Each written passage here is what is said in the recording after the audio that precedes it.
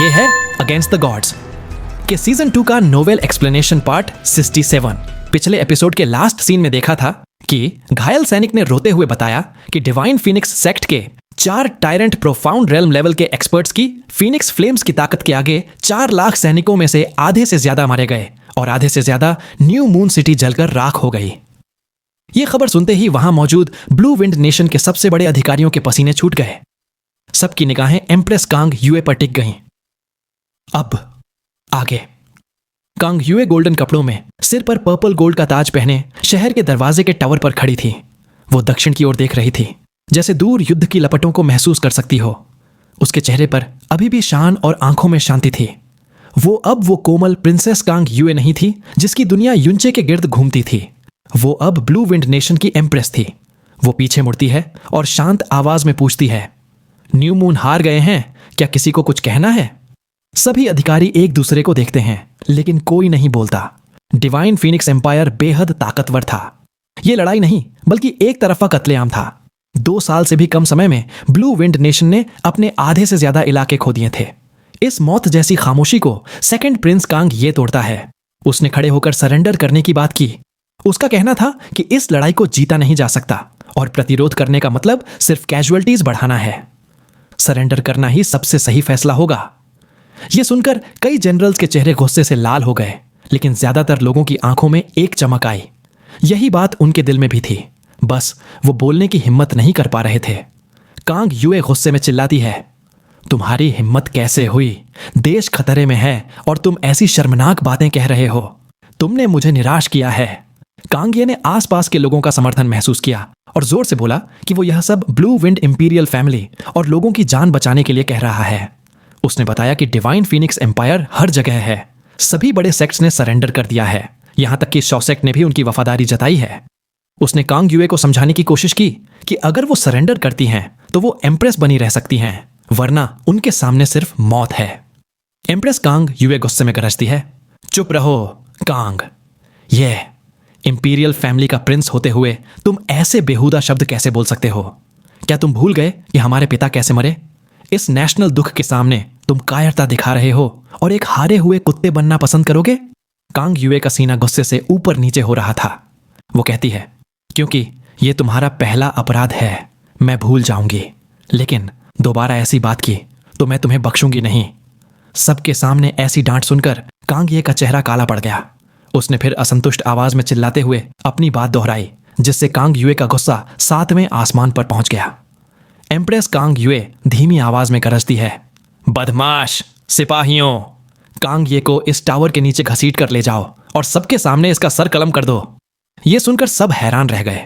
10 से ज्यादा अधिकारी उसकी सिफारिश के लिए आगे बढ़े, लेकिन कांग युए की ठंडी आवाज ने उन्हें रोक दिया। जो कोई भी उसकी सिफारिश करेगा उसे भी शामिल माना जाएगा। 2 इंपीरियल गार्ड्स आगे बढ़े और कांग ये को पकड़ लिया। कांग ये ने सपने में भी नहीं सोचा था कि उसकी सगी बहन उसे मरवा देगी। वो छटपटाते हुए चिल्लाया, तुम मुझे मारने की हिम्मत कर रही हो? मैंने जो कहा वो रॉयल ब्लड के बचाव के लिए था। अगर तुम मुझे मार दोगी तो तुम हमारे मरे हुए पिता का सामना कैसे करोगी? कांग युए ने जवाब दिया, अगर मैं तुम्हें नहीं मारती तब मैं अपने पिता का सामना नहीं कर पाऊंगी। ये हमारी असली शर्म है कि हमारी इंपीरियल फैमिली में तुम जैसा कायर पैदा हुआ। इसे यहीं अभी इसका सर कलम कर दो। कांग ये कुछ और कहता, इससे पहले ही एक शंख की आवाज आई। रॉयल गार्ड की तलवार उठी और गिरी और कांग ये का सर उसकी गर्दन से अलग होकर सबके सामने उड़ गया। उसका सर जमीन पर गिरा और दूर तक लुढ़क गया, अपने पीछे खून की एक लाल लाइन छोड़ता हुआ। वहां मौजूद सभी लोगों के गले से एक गड़गड़ाने की आवाज आई। जो लोग सिफारिश के लिए खड़े हुए थे वो डर के मारे पीछे हट गए। उनके पैर कमजोर पड़ गए। एम्प्रेस कांग युए की निगाहें सब पर घूमती हैं। उसकी आवाज में एक भारी धमकी थी। वो बोलती है, ब्लू विंड तबाह हो सकता है लेकिन झुक नहीं सकता। ब्लू विंड मिट सकता है, मैं मर सकती हूं, लेकिन जब तक मेरी एक भी सांस चल रही है मैं डिवाइन फीनिक्स एम्पायर से मरते दम तक लड़ूंगी। अब तुम में से और कौन सरेंडर करना चाहता है? उसकी आवाज सुनते ही 100 से ज्यादा अधिकारी घुटनों के बल गिर गए। किसी ने भी दोबारा सरेंडर शब्द का जिक्र करने की हिम्मत नहीं की। कांग युए ने जनरल फेंग को अपने सभी घुड़सवारों के साथ दक्षिण की तरफ बढ़ने का आदेश दिया। उसने ग्रेट डेजर्ट लॉर्ड गेंग वॉनली को भी साउंड ट्रांसमिशन भेजकर उत्तरी और पश्चिमी मोर्चे को छोड़कर 10,000 बीस्ट माउंटेन रेंज में मिलने का आदेश दिया। उसने प्लान समझाया कि वो 10,000 बीस्ट माउंटेन रेंज के दोनों तरफ छिपकर डिवाइन फीनिक्स आर्मी पर घात लगाकर हमला करेंगे। आखिर में उसने चेतावनी दी, हमेशा याद रखना, 10,000 बीस्ट्स माउंटेन रेंज में जितना गहरा जाओगे, प्रोफाउंड बीस्ट्स उतने ही खतरनाक होंगे। इसलिए किनारे पर ही छिपे रहना और गहराई में मत जाना। 10,000 बीस्ट्स माउंटेन रेंज का जिक्र करते ही कांग युए का दिल कांप गया, क्योंकि उन सालों पहले उसी जगह पर ही उनके दिल एक हुए थे। जनरल ने सलाम करते हुए आदेश एक्सेप्ट किया और पूछा, योर मैजेस्टी, क्या गैंग वॉनली को हेवनली सोर्ड विला से मदद मांगनी चाहिए? यह सुनते ही एम्प्रेस कांग युए की भौहें सिकुड़ गईं। उसने बर्फ जैसी ठंडी आवाज में कहा कि उनके एंसेस्टर्स ने हेवनली सोर्ड विला के साथ जीने मरने की शपथ ली थी, लेकिन जब उसके पिता को झड़ दिया गया था तब उन्होंने मदद नहीं की, जिससे वो शपथ पहले ही टूट चुकी थी। अब उनसे मदद मांगने का कोई मतलब नहीं था। वापस सीन शिफ्ट होता है प्राइमोर्डियल प्रोफाउंड आर्क के अंदर। युनचे एक पत्थर के दरवाजे के सामने बैठा उस पर बने एक बड़े से छेद को घूर रहा था। यह छेद उसके पिछले आधे साल की मेहनत का नतीजा था। अपनी आइस फ्लेम्स का इस्तेमाल करके 600 से ज्यादा बार अटैक करने के बाद आखिरकार यह छेद इतना बड़ा हो गया था कि उसमें से एक आदमी का सिर निकल सकता था। लेकिन अभी भी यह इतना बड़ा नहीं था कि युनचे की पूरी बॉडी इससे बाहर निकल पाए। युनचे के हाथों में फ्रोजन एंड और फीनिक्स फ्लेम्स एक बार फिर आसानी से फ्यूज हो जाती हैं। आधे साल तक लगातार प्रैक्टिस करने के बाद अब उसके लिए आइस और फायर को फ्यूज करना बच्चों का खेल बन गया था। वो बड़बड़ाता है, इस बार यह जरूर सफल होगा। उसने आइस फ्लेम को छेद के किनारे पर दे मारा। एक अजीब नीली रोशनी के साथ छेद का साइज थोड़ा और बढ़ गया। इसे देखकर युनचे ने राहत की सांस ली, लेकिन जैसे ही वो खड़ा होने वाला था उसकी प्रोफाउंड वेन्स में एनर्जी अचानक से हिलने लगी। ये एक और ब्रेक थ्रू का साइन था। युनचे फौरन मेडिटेशन में बैठ गया। हर बार आइस फ्लेम को फ्यूज करने में उसकी काफी प्रोफाउंड एनर्जी खर्च होती थी, जो उसकी प्रोफाउंड स्ट्रेंथ को रिफाइन करने जैसा था। इसी वजह से 4 महीने पहले ही वो स्काई प्रोफाउंड रेल्म के 9वें लेवल पर पहुंचा था और अब एक बार फिर से उसकी पावर बढ़ने वाली थी। सिर्फ 8 मिनट के अंदर ब्रेक थ्रू पूरा हो गया। युनचे ने स्काई प्रोफाउंड रेल्म का पीक पार कर लिया था। उसकी प्रोफाउंड वेन्स के अंदर की एनर्जी अब इतनी डेंस हो चुकी थी जैसे वो जमने ही वाली हो। अपनी आंखें खोलते हुए युनचे ने सोचा कि अब वो एम्परर प्रोफाउंड रेल्म से ज्यादा दूर नहीं है। उसे यकीन था कि 1 साल के अंदर वो एक थ्रोन बन जाएगा। अब वक्त था उस पत्थर के दरवाजे से निकलने का। युनचे ने अपना सिर छेद में डाला, जो आसानी से पार हो गया, लेकिन उसके कंधे अभी भी अटके हुए थे। युनचे ने अपनी पूरी ताकत लगाई और एक जोरदार झटका दिया। उसके कंधे छेद से पार हो गए। वो सफल हो गया था। बड़ी मुश्किल से संघर्ष करते हुए उसने अपनी बॉडी को धीरे धीरे आगे खिसकाना शुरू किया। आखिरकार एक स्वीप की आवाज के साथ उसके कपड़े फट गए और वो एक तोप के गोले की तरह छेद से बाहर निकल गया और उसका सिर सामने वाली दीवार से जा टकराया। दर्द के बावजूद युनचे जश्न मनाने लगा और चिल्लाने लगा, मैं बाहर आ गया, मैं आखिरकार बाहर आ गया। लेकिन उसकी खुशी ज्यादा देर तक नहीं टिकी। जैस्मिन की ठंडी आवाज गूंजी, जिसने उसकी खुशी पर पानी फेर दिया। जैस्मिन ने उसे याद दिलाया कि वो सिर्फ एक छोटे से कमरे से बाहर निकला है, लेकिन अभी भी वो प्राइमोर्डियल प्रोफाउंड आर्क के अंदर ही कैद है और इस विशाल आर्क से कैसे निकलना है इसका उसे कोई अंदाजा नहीं था। युनचे का पहला प्लान था कि वो आर्क के किनारों को ढूंढेगा और आइस फ्लेम का इस्तेमाल करके उसमें छेद कर देगा, लेकिन जैस्मिन ने उसके इस प्लान को बचपना बताते हुए मना कर दिया। उसने समझाया कि एक छोटे से पत्थर के दरवाजे को तोड़ने में उसे आधा साल लग गया, जबकि प्राइमोर्डियल प्रोफाउंड आर्क की बाहरी दीवारों की मोटाई और मजबूती इस दरवाजे से हजारों गुना ज्यादा है। उसे तोड़ना युनचे के बस की बात नहीं थी। युनचे ने अपना दूसरा प्लान बताया। उसने कहा कि रिकॉर्ड्स के मुताबिक ये प्रोफाउंड आर्क हर 300 साल में एक बार प्रोफाउंड स्काई कॉन्टिनेंट पर आता है और आधे साल बाद वहां से चला जाता है। जाते वक्त आर्क के अंदर मौजूद सभी लोगों को एक ऑरा बाहर धकेल देती है। क्योंकि आर्क को रुके हुए लगभग आधा साल हो चुका था, वो ऑरा कभी भी आ सकती थी। लेकिन जैस्मिन ने एक और शॉकिंग सच सामने रखा। उसने बताया कि ये प्रोफाउंड आर्क सिर्फ प्रोफाउंड स्काई कॉन्टिनेंट पर ही नहीं रुकता, ये एक निश्चित पैटर्न पर अलग अलग डिमेंशंस और वर्ल्ड्स में ट्रैवल करता है। पिछले 18 महीनों में ये इतनी दूर जा चुका है जिसका युनचे अंदाजा भी नहीं लगा सकता। अगर उसे अब इस ऑरा ने बाहर निकाला तो वो किसी अनजान दुनिया में पहुंच जाएगा, जहां से शायद वो अपनी पूरी जिंदगी में भी प्रोफाउंड स्काई कॉन्टिनेंट वापस न लौट पाए। ये सुनकर युनचे का शरीर सख्त पड़ गया। उसके सामने अब 2 ही रास्ते थे, या तो वो एक अनजान दुनिया में खो जाए या फिर 300 साल तक इसी आग में इंतजार करे जब तक ये वापस प्रोफाउंड स्काई कॉन्टिनेंट न लौट आए। 300 साल, तब तक उसके अपने लोग जिंदा भी नहीं बचेंगे। युनचे को निराश देखकर जैस्मिन ने उसे एक उम्मीद की किरण दिखाई। जैस्मिन ने युनचे को बताया कि उसके शरीर से जहर निकालने में कुछ साल और लगेंगे। अगर युनचे उस अनजान दुनिया में जाकर उसके लिए 4 जरूरी चीजें ढूंढने में उसकी मदद करता है तो अपना शरीर वापस पाने के बाद जैस्मिन उसे पलक झपकते ही प्रोफाउंड स्काई कॉन्टिनेंट वापस ला सकती है। ये 4 चीजें थीं: 3 टायरेंट प्रोफाउंड बीस्ट के प्रोफाउंड पिल, 35 किलोग्राम पर्पल वेन्ड डिवाइन क्रिस्टल्स, एक नेदरवर्ल्ड उदुम्बारा फ्लावर और खुद युनचे का 30 साल में सॉवरेन प्रोफाउंड रेल्म तक पहुंचना। जैस्मिन ने आगे कहा कि इन चीजों को प्रोफाउंड स्काई कॉन्टिनेंट पर ढूंढना लगभग नामुमकिन था, इसलिए उस नई दुनिया में जाना युनचे के लिए एक मौका हो सकता है। जैस्मिन के शब्दों ने युनचे के सारे डाउट्स दूर कर दिए। उसने फौरन फैसला किया कि वो उस अनजान दुनिया में जाएगा। वो अब और इंतजार नहीं करना चाहता था। उसका शरीर हवा में उड़ा और वो तेजी से नीचे की तरफ बढ़ा। वो सीधे उस रहस्यमय किले की पहली मंजिल पर बने गोल मंच पर उतरा। जैसे ही वो किले से बाहर निकलने के लिए अपना कदम उठाने वाला था, अचानक उसके कानों में एक आवाज गूंजी, प्लीज उसे ढूंढो। ये वही आवाज थी जो उसने पिछले आधे साल में कई बार सुनी थी, लेकिन इस बार ये पहले से बिल्कुल अलग थी। पहले ये आवाज कमजोर और दूर से आती थी, लेकिन इस बार ये इतनी साफ और करीब थी जैसे कोई उसके कान के ठीक पास बोल रहा हो। युनचे अपने कदम रोक लेता है और चिल्लाकर पूछता है, तुम कौन हो और कहां हो? जैसे ही युनचे की नजर चारों तरफ घूमती है, उसकी आंखों के कोने से एक कमजोर लाल रोशनी चमकती है। उसकी नजर उस जगह पर जाकर रुकती है जहां स्टेज दीवार से मिल रहा था। ये वही लाल रोशनी थी जिसे उसने प्रोफाउंड आर्क में आने के पहले दिन देखा था, लेकिन तब उसके पास इस जमीन को तोड़ने की ताकत नहीं थी। युनचे उस जगह पर जाकर नीचे झुकता है और देखता है कि जमीन पर एक छोटी सी दरार है जिसके अंदर से लाल रोशनी निकल रही थी। युनचे एक गहरी सांस लेता है, प्रोफाउंड एनर्जी को अपनी मुट्ठी में कंसंट्रेट करता है और जमीन पर एक पंच मारता है। इस अटैक से युनचे को एहसास हो जाता है कि ये पत्थर की टाइल्स ज्यादा मोटी नहीं है। वो हिचकिचाना बंद करता है और अपनी सबसे डिस्ट्रक्टिव टेक्निक का इस्तेमाल करने का फैसला करता है। उसके बाएं हाथ में फ्रोजन एंड एनर्जी और दाएं हाथ में फिनिक्स फ्लेम्स आ जाती हैं। दोनों के मिलने से एक आइसी ब्लू फ्लेम का फूल बनता है। युनचे जैसे ही इस फ्लेम को नीचे टाइल्स पर गिराता है, उसे हैरानी होती है।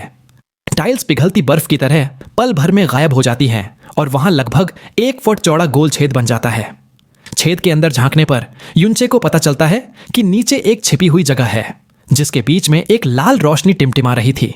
यह देखकर युनचे ज्यादा नहीं सोचता और उस छेद के अंदर कूद जाता है।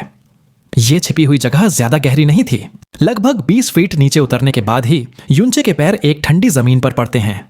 यह जगह बहुत छोटी और पूरी तरह खाली थी, सिवाय इस जगह के ठीक बीच में जहां लाल रोशनी का एक गोला खड़ा था। यह गोला लगभग युनचे की हाइट का था और इससे निकलने वाली रोशनी हल्की थी, जिसमें कोई अटैकिंग पावर महसूस नहीं हो रही थी। युनचे को अपने सेंसस से पता चल गया कि इस रोशनी के अंदर कुछ जरूर बंद है। युनचे जैसे ही अपना हाथ आगे बढ़ाकर उस रोशनी के गोले को छूने की कोशिश करता है, उसके दिमाग में जैस्मिन की आवाज गूंजती है, इसे मत छूना, क्या तुम मरना चाहते हो? जैस्मिन की आवाज सुनते ही युनचे बिजली की स्पीड से पीछे हट जाता है। जैस्मिन उसे गंभीर टोन में समझाती है कि यह कोई मामूली रोशनी का गोला नहीं, बल्कि एक बेहद मजबूत प्रोटेक्टिव बैरियर है। यह देखने में शांत लग सकता है, लेकिन अगर युनचे ने इसे छुआ होता तो इसका सबसे कमजोर काउंटर अटैक भी उसे हजारों बार मारने के लिए काफी होता। युनचे का दिल एक पल के लिए रुक जाता है और वो कुछ कदम और पीछे हट जाता है। तभी उस जगह पर एक धुएं जैसी हल्की आवाज गूंजती है, तुम आखिर आ ही गए। इस बार यह कोई स्पिरिट ट्रांसमिशन नहीं, बल्कि एक असली आवाज थी, एक औरत की आवाज, और इस बार जैस्मिन भी इसे साफ सुन सकती थी। युनचे तेजी से सिर घुमाकर पूछता है, आप आखिर हैं कौन? युनचे की आवाज के साथ ही लाल रोशनी के पास से एक धुंधली सफेद शैडो उभरती है। यह सफेद कपड़ों में एक बुजुर्ग आदमी की परछाई थी जो इतनी धुंधली थी जैसे हवा का एक झोंका भी उसे उड़ा दे। वो एक सोल थी जो गायब होने की कगार पर थी। वो बुजुर्ग आदमी बताता है कि वो एक गार्डियन है जो अपनी छोटी मिस्ट्रेस की रक्षा कर रही है। वो कहता है कि वो बहुत लंबे समय से युनचे को ढूंढ रही थी। युनचे हैरान होकर पूछता है, आप मुझे ढूंढ रही हैं या फिर स्काई पॉइजन पर्ल को? बुजुर्ग आदमी बताता है कि वो स्काई पॉइजन पर्ल को ही ढूंढ रही थी। उसने आगे जो बताया उसने युनचे के होश उड़ा दिए। वो समझाती है कि शुरू में ये विशाल प्रोफाउंड आर्क उसके कंट्रोल में था, लेकिन उसे एक डेविलिश पॉइजन लग गया था। अपनी छोटी मिस्ट्रेस की रक्षा जारी रखने के लिए उसने अपने शरीर और सोल का 80% त्याग दिया, जिसके बाद वो सिर्फ एक बची हुई सोल रह गई। अब वो इस आर्क को कंट्रोल नहीं कर सकती थी, लेकिन आर्क उसके शुरुआती कमांड को फॉलो करते हुए डायमेंशंस के बीच सफर करता रहा। अब इस आर्क की एनर्जी लगभग खत्म हो चुकी है और वो शुक्र करती है कि उसकी सोल के गायब होने से पहले युनचे यहां आ गया।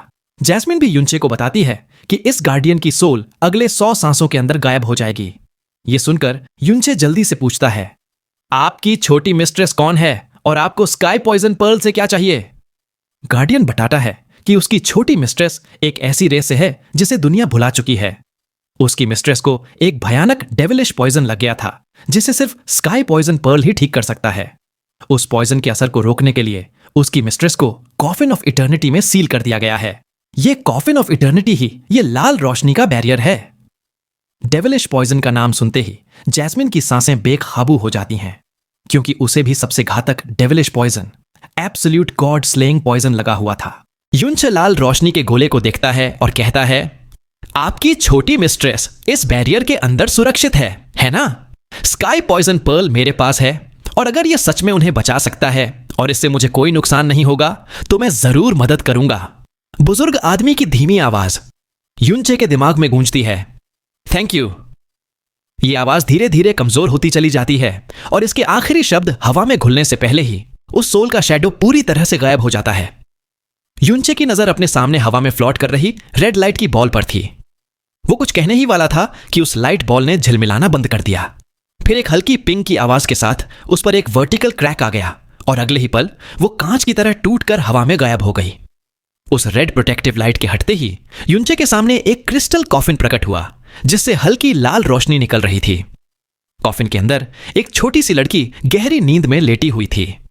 युनचे हैरानी से सोचता है, वेट, ये तो एक छोटी लड़की है, तो क्या यही वो छोटी मिस्ट्रेस है जिसके बारे में वो बात कर रही थी? तभी जैस्मिन की आवाज गूंजती है, जिसमें आधा मजाक और आधी नफरत थी। हाँ, अब तो तुम उसे बचाने के लिए और भी तैयार हो गए। यू बिग गिग पेर।